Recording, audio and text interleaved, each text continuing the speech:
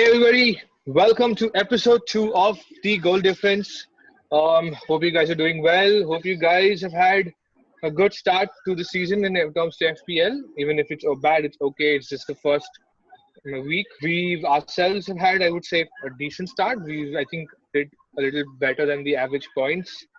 Today in our episode, we're going to basically talk as to how we did in the first week, what players should you guys be looking at for the coming weeks, and what transfers will we be doing for game week 2. Now to start off the phase, I am switching to Arun. Please take us ahead. This was our team for game week 1. Here we have the team, and Vinagre, who was in our first team, he didn't play, and we had Bissouma as our first sub instead of Mitchell, so we didn't get the 6 points that we thought we would. But apart from that, it was a decent game week. I wouldn't say it's the best. It was just decent. We had an average of there was an average of 50 points, and we are in the top 1.1 mil. So we'd like to better that rank as of now. And I'd like to just go through with everybody's game week 1 review as to what worked and what didn't work for this team. So I'd like to start with Ashish. Ashish, what do you think went wrong for us and what went right for us in the first game week? Yeah, so I'll just start from defense to attack. I think we clearly struggled in defense, didn't get any clean sheets.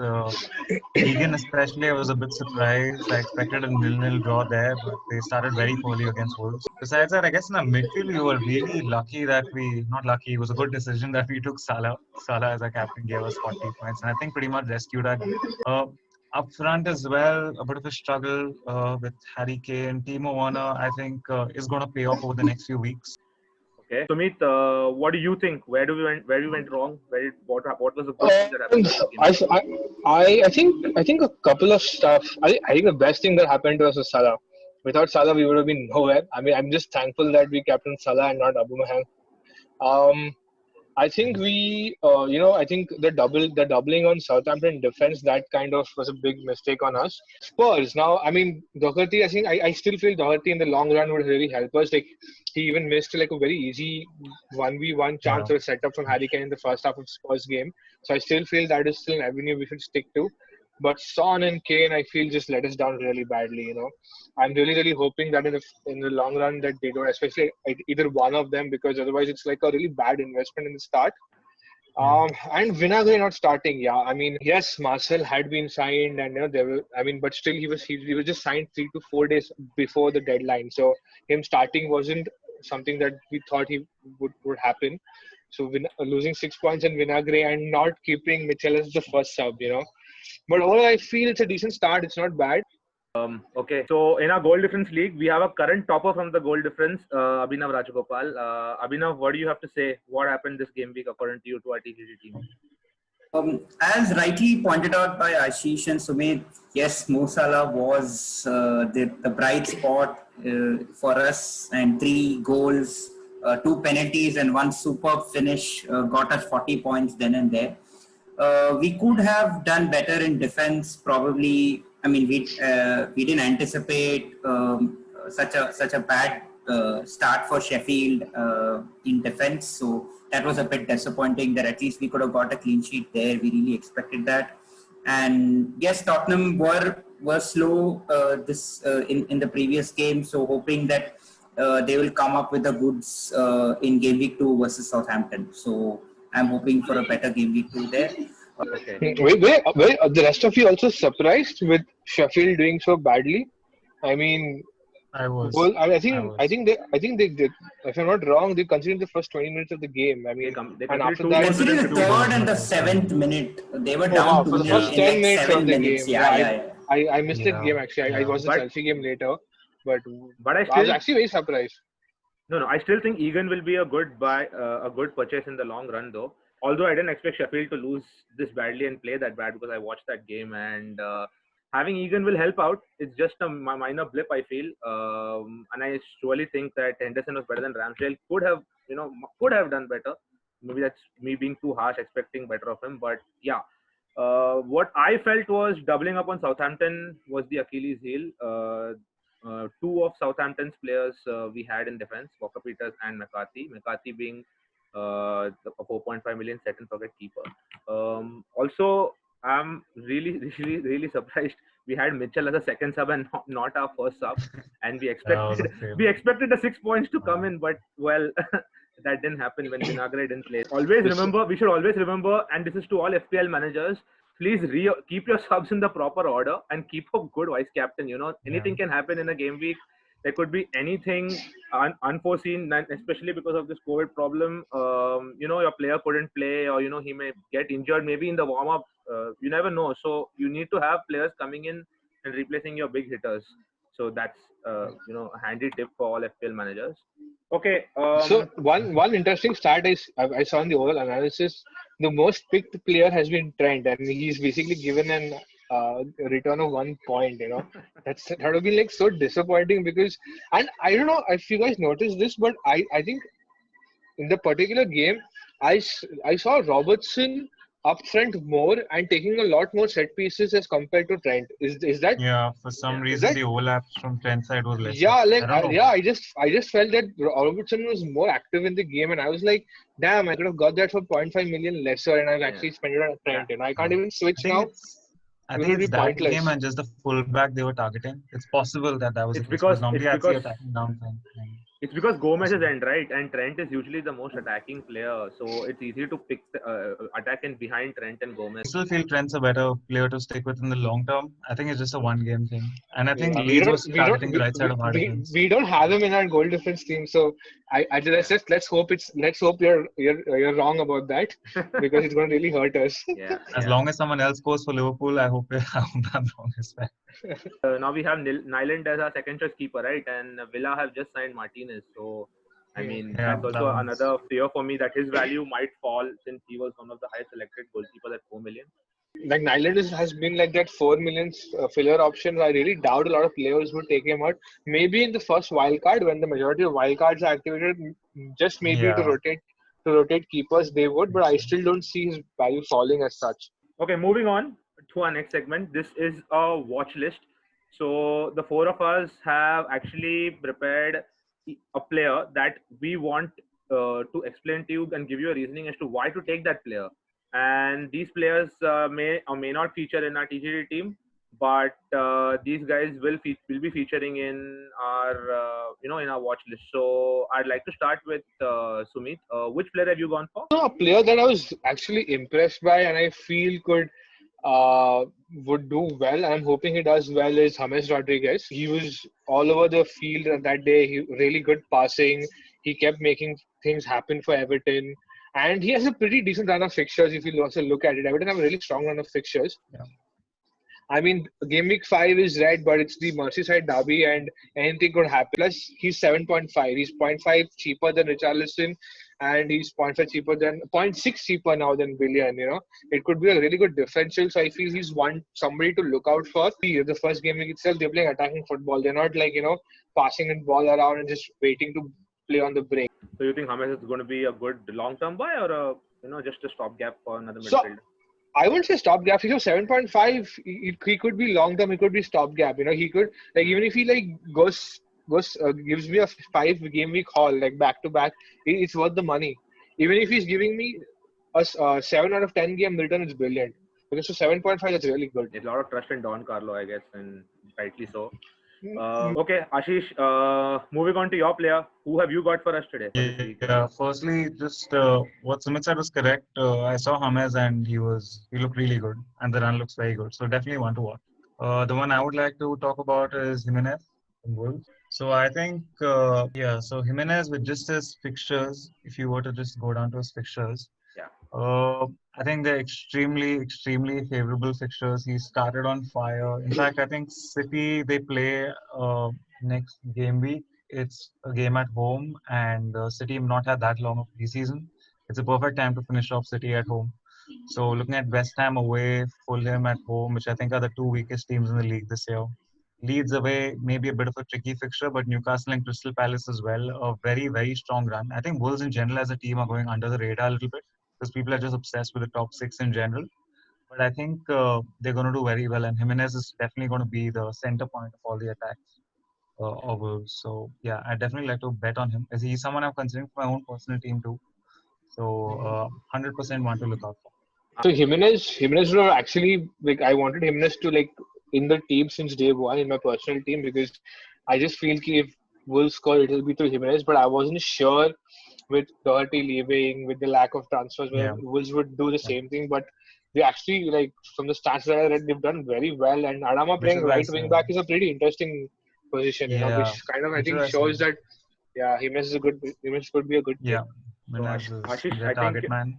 Yeah. you're going for form over fixtures, I guess, because even his fixtures ease I'm up. going for a bit of both. Huh? I'm going His for a bit of fixtures are both. good from 3 to 7, but after that, his fixtures are a little tough. But it doesn't make a difference. I think with Jimenez might just score a goal in every game. Yeah, the way I see it is, I think between game week 5 and 7, most people will use their wild card anyway once they start.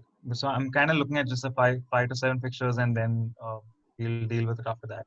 That's looking too far ahead. No one's going to have a purple patch for that long. The fixtures. Okay, Abhinav, who have you got for us? Yeah, so the player I have got is someone which is a player which is not too commonly picked as of now, but he's someone which I am looking at, and I actually have him in my personal team already. He's Callum Wilson from Newcastle.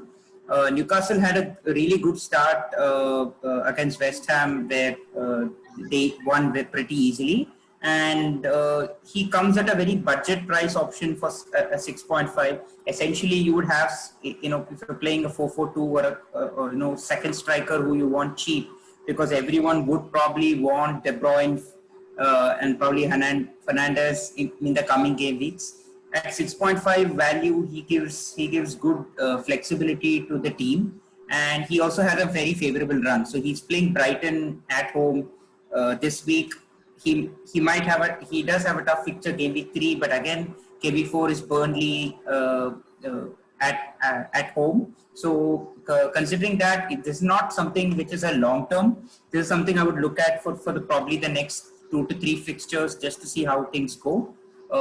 Considering that I would want to have a heavier midfield or probably sell Son for Fernandes or De Bruyne. So this option would be very, very suitable. Looking to take on Wilson, it should be from game week 6 or 7, Or 7, exactly.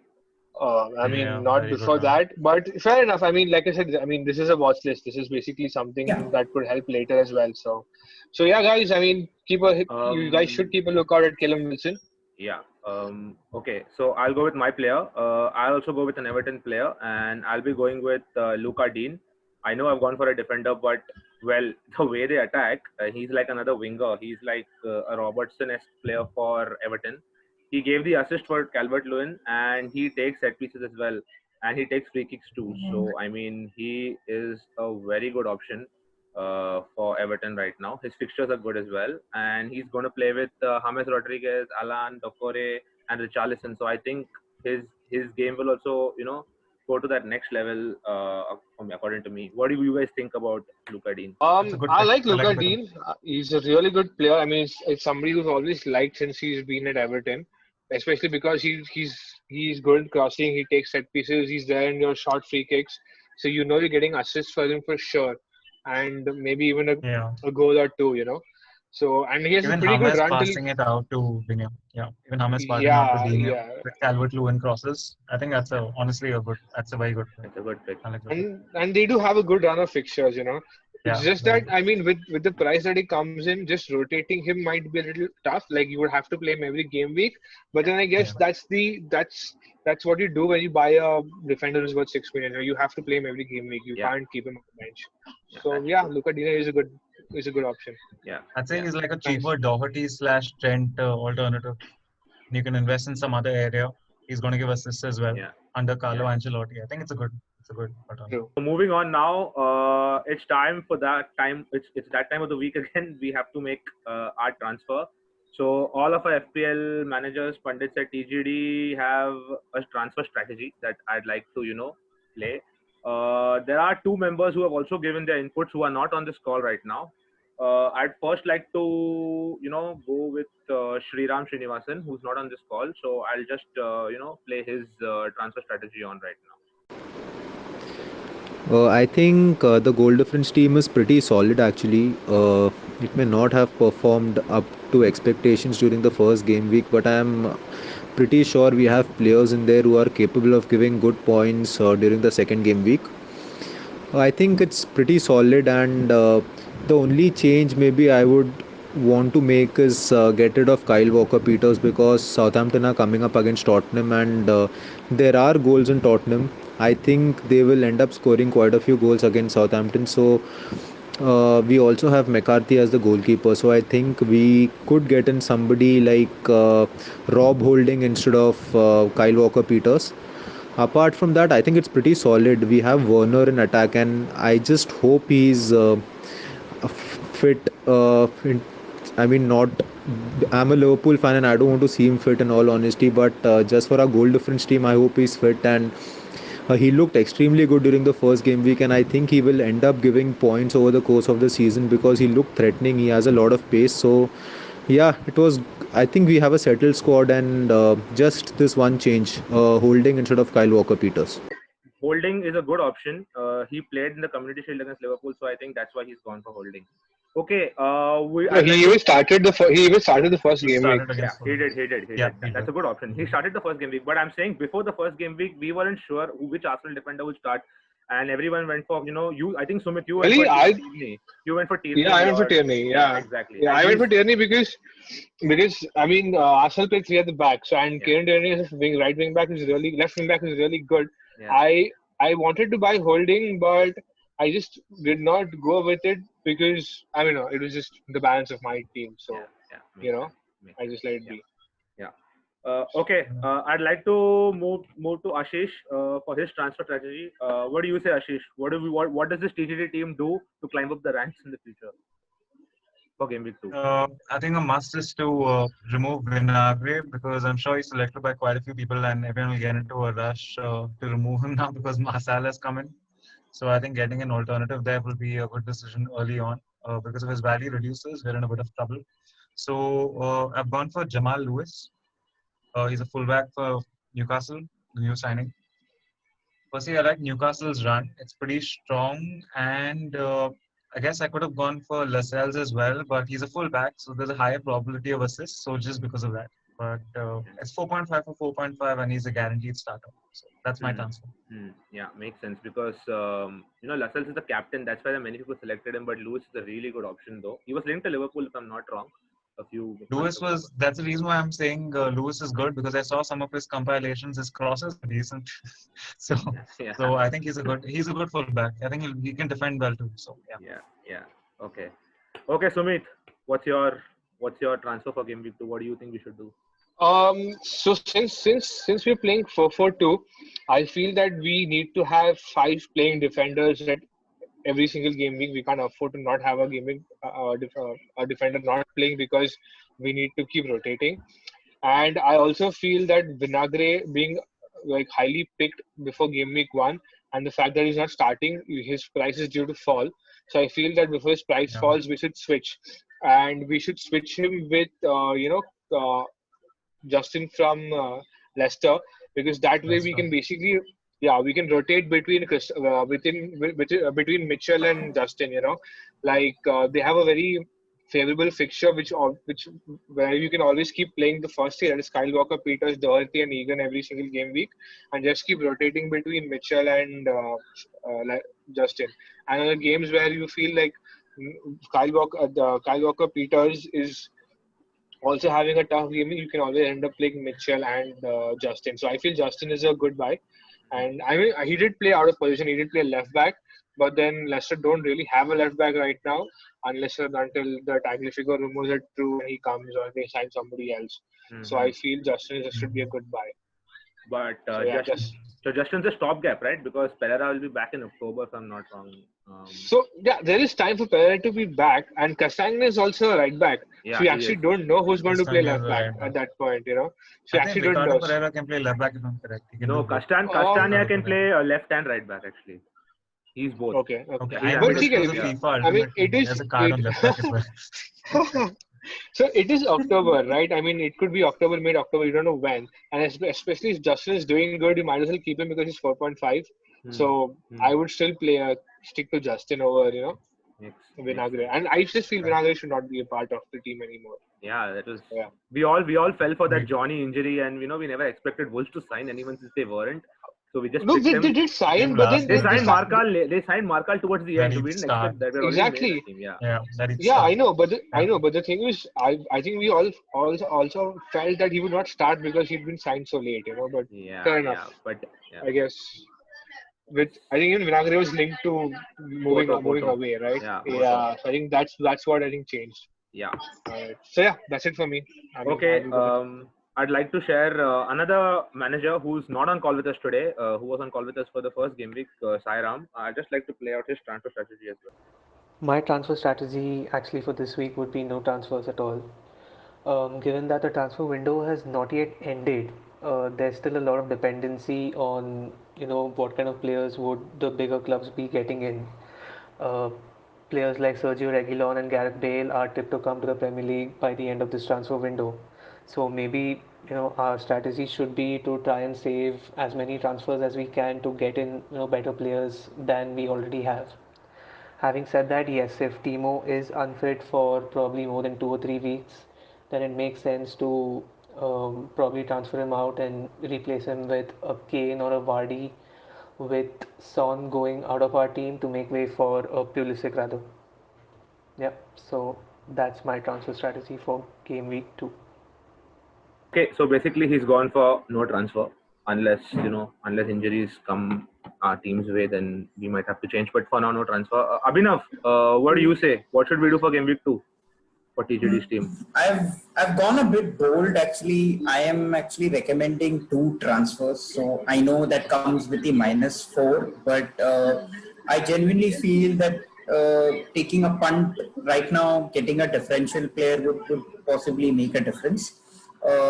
In defense, as rightly said by most of you all earlier, Vinagre is not playing anymore, so I don't think he should be a part of the team. I would recommend either Seamus Coleman or Michael Keane. So Seamus Coleman, if you all older managers have seen that he used to give a lot of attacking returns back in the day and before he had the horrendous injury. So him being positioned at 5 million and being an assured starter gives a good option. So probably Seamus Coleman in for Vinagre would be one.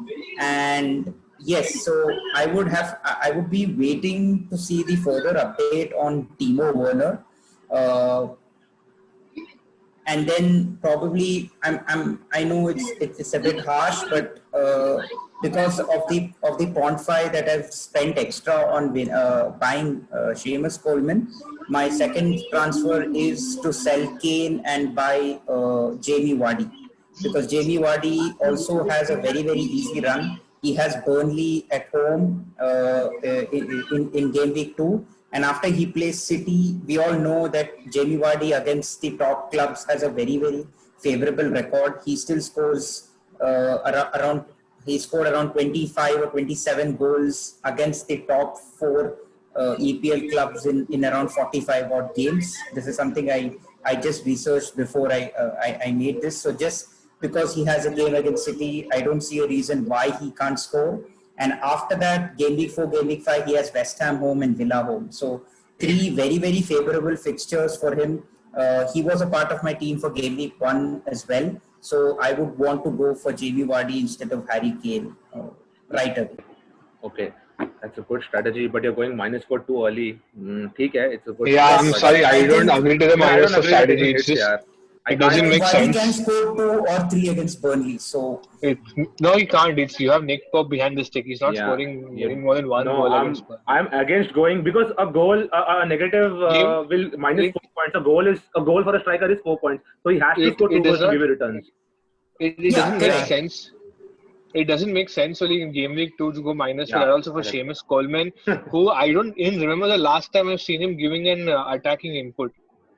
yeah, that was like I clearly mentioned. Or the safer option would be Michael Keane, who is again a short starter. So No, I mean, Yeah, he but doesn't have. but he's not an attacking threat. You're going to get 6 points, which you still don't know. We still don't know is assured from Everton or not. Yeah, We have yeah. a good run of fixtures. Everton have an easier run, so that is why. They also have Pickford on goal, who I don't trust. So, I'm sorry, but Yeah, Dinosaur yeah, hands. that's I don't trust him So, too. Abhinav, Like the thing is that the transfers are good, but the problem is just that going -4 may not be worth it for them. yeah, For I those don't. -4 for game week 2. I just To feel be is too guys. not to be worth honest, it. for a defender apart from Trent and Robertson, I cannot go -4. So that is what I feel. I mean, you should go -4 for attacking players only if they're like a Salah or a Mane who can I would. actually give points. I would I go like -4. Dini also, someone like I that. would go -4 and take Harry Maguire, but then whatever. Never mind. Okay, unbiased United fan again. That's so much biased. No, I'm kidding. I'm kidding. No chance of taking Harry Maguire. I see. For me, it's no transfer. Okay, I'm not making any for this team. In my opinion, is I wouldn't want to. I would rather, not have Oba from game week 3 and take Kevin De Bruyne because come on, you have to take Kevin De Bruyne. You have to build team. You saw what he did last season, and that is for game week 3. And I'd also in game week 3, if there are no injuries, I would remove Son and take James Rodriguez. So that saves me around 2 million, for which we can improve our third striker. So he can play 3 strikers later on, which what I feel is very attacking. Rather than playing 4 defenders, you can play 3 strikers also. So that's my thinking behind not removing Vinagre. Also, but I also feel Vinagre's price will fall, which is scary for me too because I also depend a lot on I also have a look at a lot on team value. But I'm ready to take that risk this weekend, and I'm ready not to go for a transfer. So yeah. All right. I mean, I get where you're coming from, but I would still want to go. No, I no, mean, it makes total sense. Yeah, and this. to remove to No, make a fair enough. transfer. Anyway, long. anyway, we're in a democracy right now, so it's basically based on majority. Yep. So the majority is basically removing Vinagre. Yeah, So Yeah. you would be removing Vinagre. Now the question is who? Because I've asked for Justin. You had Mulls who said Jamal Lewis. I don't even consider Seamus Coleman because it's -4. So I would No way. actually go for. I would actually decide. I would actually want. I'm sorry, Anu. I mean, it has to be either Jamal Lewis or. Then What's his name? a Newcastle Justin. defender would So okay, would let's be do a this super since we know we are removing Vinagre. The 4 of us can basically decide who the defender should be. Majority, whatever. So it's basically Jamal Lewis or again, who Lascelles. next is Justin? Justin, not Lascelles. Justin. If you're taking No, Lewis, we Justin. don't need Lascelles. So yeah, so my vote is for Either Justin. one. Yeah. So my vote is for Justin. Arun, Justin. Oh, so we're going back to stalemate. Yeah. Okay. So Miles, No, I'm but- assuming no, you're but I tell sticking you to. what. No, okay. So let's do this. Since it's stalemate, since me and Arun both are Justin, you have Abhinav and Miles who are For a Newcastle Jamal defender. Lewis.